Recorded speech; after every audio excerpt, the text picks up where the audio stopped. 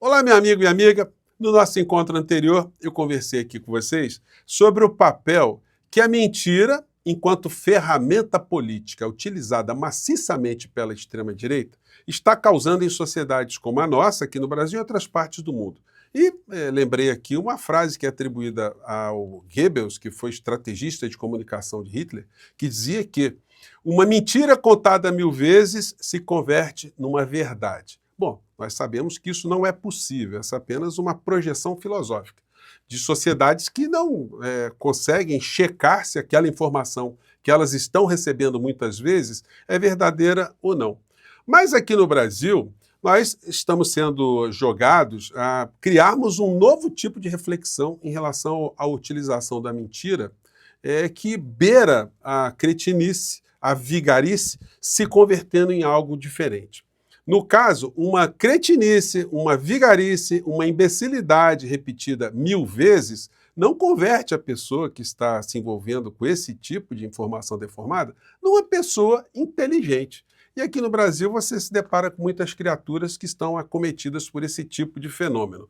Eu vou mostrar aqui para vocês mais algumas situações de pessoas que continuam a fazer as suas cretinices e que fazem também com que muitas pessoas acreditem nesse universo paralelo que a gente tem combatido o tempo todo aqui. Mas olha, nada como uma cadeia para fazer com que essas criaturas, esses principais que estão por aí, que eles mudem esse comportamento ou simplesmente desapareçam do nosso cotidiano para a gente ter um pouco mais de paz de espírito e voltarmos a discutir no nosso país as questões que realmente interessam. Bom, vou falar com vocês sobre o que está acontecendo, mas é sempre muito importante convidar você que está chegando agora no nosso portal, que ainda não é inscrito, para se inscrever aqui conosco, conheça os nossos outros vídeos, participe aqui do nosso portal, dê seu joinha, mande seu comentário e, se puder, venha também para o nosso clube de membros. Você aqui é muito bem-vindo e muito bem-vindo. Bom, vamos aqui ao que me trouxe a essas reflexões, né? Mais cedo, o Jamil Chad, ele publicou uma coluna no UOL que está deixando parcelas da extrema-direita absolutamente entusiasmadas, mas dentro dessa idiotice, que é repetida 1000 vezes e não vai converter nenhuma dessas criaturas em figuras inteligentes ou sensatas ou de bom senso. Governo Trump avalia sanção contra Moraes, mas alerta para alto risco. O Jamil Chad, ele escreveu esse texto baseado em informações que ele teria tido com fontes de alto nível lá dentro do governo Trump. Mas a matéria, ela é autodestrutiva, vamos dizer assim. Me desculpe o Jamil Chad, porque, olha, governo Trump avalia sanção contra Moraes. Então está avaliando, né? Então essa é a informação. Mas alerta para alto risco. E é o seguinte, qual seria o ganho do governo norte-americano em fazer algum tipo de sanção contra o ministro Alexandre de Moraes? Aí o próprio Jamil Chad, ele coloca ali um rol de situações extremamente desfavoráveis aos interesses dos Estados Unidos, como, por exemplo, se antagonizando contra o Brasil através de um ataque a um ministro da Suprema Corte do nosso país.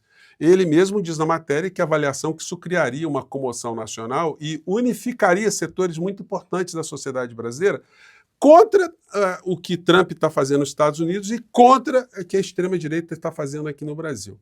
Bom, ele cita também que existem aqui no Brasil investimentos de empresas norte-americanas que ultrapassam a quantia de 150 bilhões de dólares e que qualquer tipo de rusga com o Brasil colocaria em risco os ganhos desse capital, desses setores também. Então, mais um ponto totalmente desfavorável a qualquer tipo de pensamento alucinado dessa gente da extrema-direita.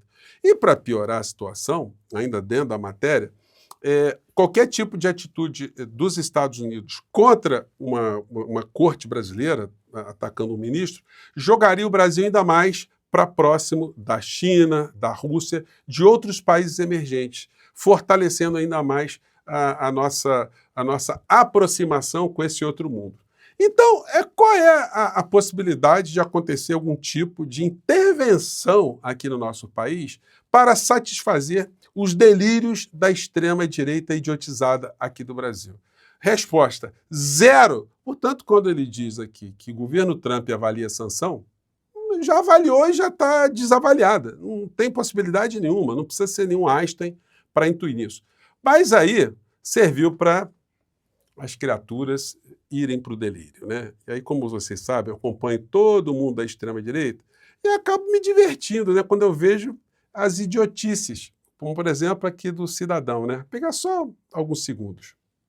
Fala, guerreiros! Isso aqui é urgente. A Casa Branca confirmou que o governo Trump ele quer sancionar, punir o ministro Alexandre de Moraes, mas tem uma coisa impedindo isso de acontecer agora: altos riscos. Isso aqui é breaking. Gente, você imagina só, né? Olha, você imagina o seguinte: olha, eu vou fazer um almoço na minha casa, almoço trivial, tá? Mas existem altos riscos de morrer todo mundo envenenado, né? Dependendo daquilo que eu vou fazer. Então, você vai fazer o almoço, você só vai fazer se for para não morrer de fome, né? Se for uma coisa assim. Vocês acham que os Estados Unidos eles estão preocupados mesmo com essa extrema-direita? Hoje tem um artigo aqui muito interessante no Caderno de Economia do Globo, do Jeffrey Sachs, que é economista, muito conhecido. E a matéria aqui, ela fala o seguinte: olha só, os Estados Unidos estão com muitos problemas, gente. Os problemas estão em outra dimensão. Estão nesse aqui, ó.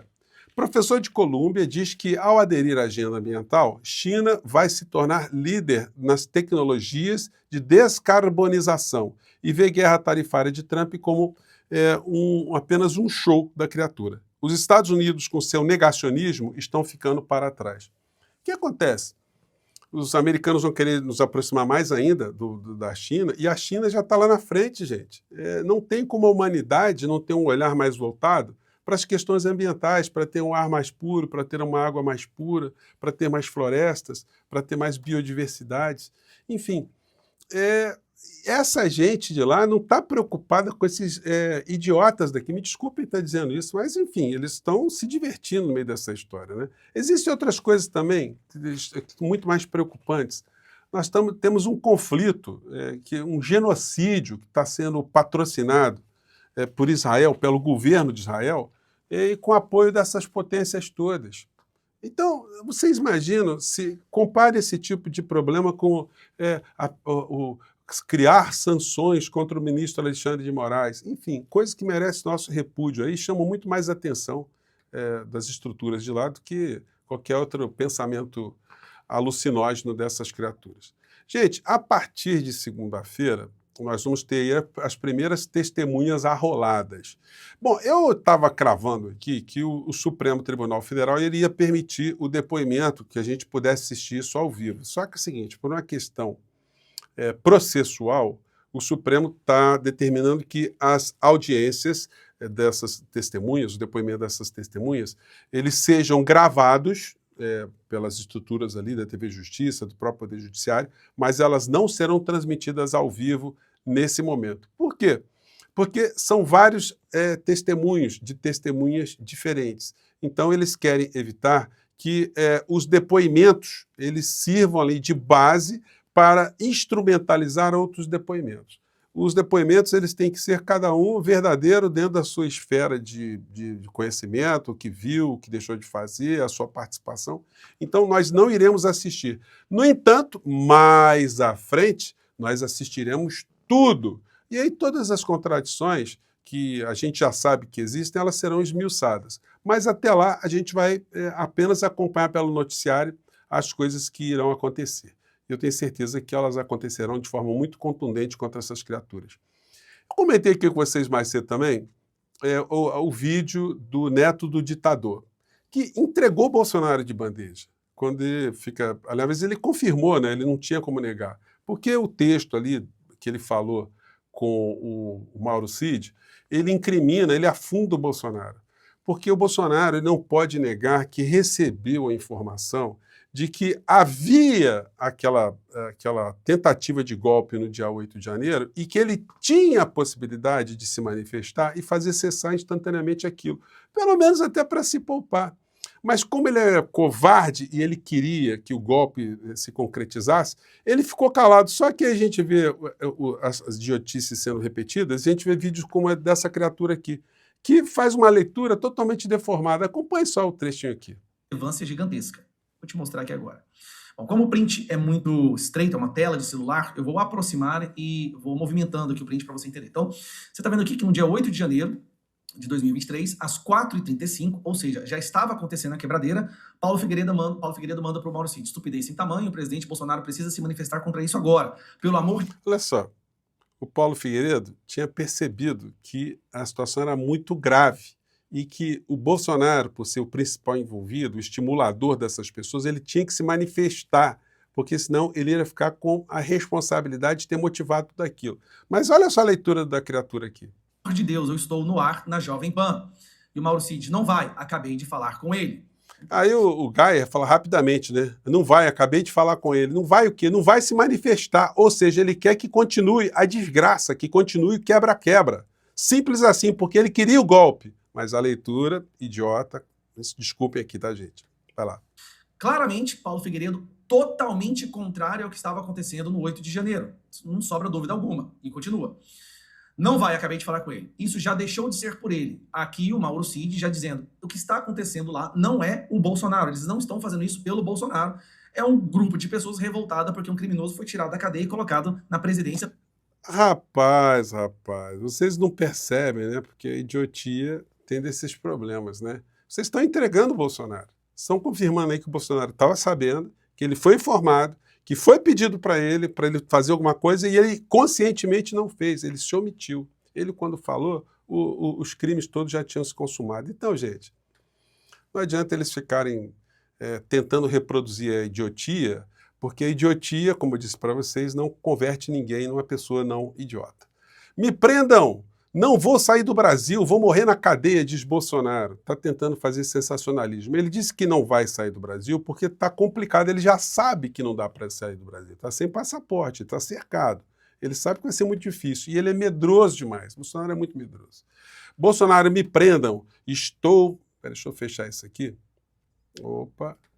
Me prendam. Estou com 70 anos. Para morrer não vai demorar. Então está fazendo esse alarde todo. Olha, o problema é dele. Ninguém vai deixar de dar sentenças pesadas pelos crimes que cometeu porque ele está se vitimizando. Aliás, é a estratégia sempre da extrema-direita. Não sobreviveria na cadeia, diz Carla Zambelli, que critica a condenação da STF. Vai por aí, né? E aí, para finalizar o nosso papo aqui, o Dudu Bananinha, como eu disse para vocês, já mudou completamente as bravatas dessa gente, né? As idiotias. Ele fez tanto alarde que o senhor Vaca, da OEA, viria para o Brasil e faria relatório contra o ministro Alexandre de Moraes. Mudou completamente o discurso, né, Bananinha? Vamos lá. Num clima de pós-Segunda Guerra Mundial, com o objetivo de garantir os direitos humanos, defender a democracia e esses nobres valores de justiça. Só que, no entanto, eu tenho que relatar aqui, né, que, por exemplo, a deputada Carla Zambelli certa vez veio aqui para alertar a OEA sobre as violações de direitos humanos, a censura e a perseguição que já estavam ocorrendo no Brasil. E no ano subsequente, quando nós retornamos para cá, uma delegação de deputados brasileiros veio cobrar a OEA da execução, da análise desse pedido feito pela deputada Zambelli, e eles não tinham feito nada ainda. E a deputada Zambelli não pôde acompanhar essa comitiva porque ela já tinha perdido o seu passaporte. E aí fica a nossa pergunta, né? Até quando eles vão esperar para começar a agir? Hoje em dia, eu mesmo estou exilado aqui nos Estados Unidos, não tenho... O cara está exilado dos Estados Unidos, mas é muito pilantra, né, gente? Ô, amigo, você pode voltar ao Brasil, não tem passaporte teu apreendido, tem nada. É covardia só que está te fazendo ir para fora, né? E a picaretagem para tentar dar um golpe no Brasil. Segurança para retornar no Brasil, e até agora nada da OEA, que inclusive mandou recentemente uma delegação para o Brasil, né, chefiada pelo Pedro Vaca, que é o relator para assuntos de liberdade de expressão. Foram ao Brasil muitos pressionados, porque o Trump... E aí, mais à frente, vou poupar vocês desse sofrimento, a criatura diz o seguinte, disse que, olha, a OEA não é mais aquilo que a gente pensava. Quebramos a cara, não vai sair relatório nenhum. Mas bem, então é vida que segue, filas que andam, trenzinho fantasma indo para o desfiladeiro e as corredeiras com as criaturas agarradas nos crocodilos também estão descendo as correntezas, né?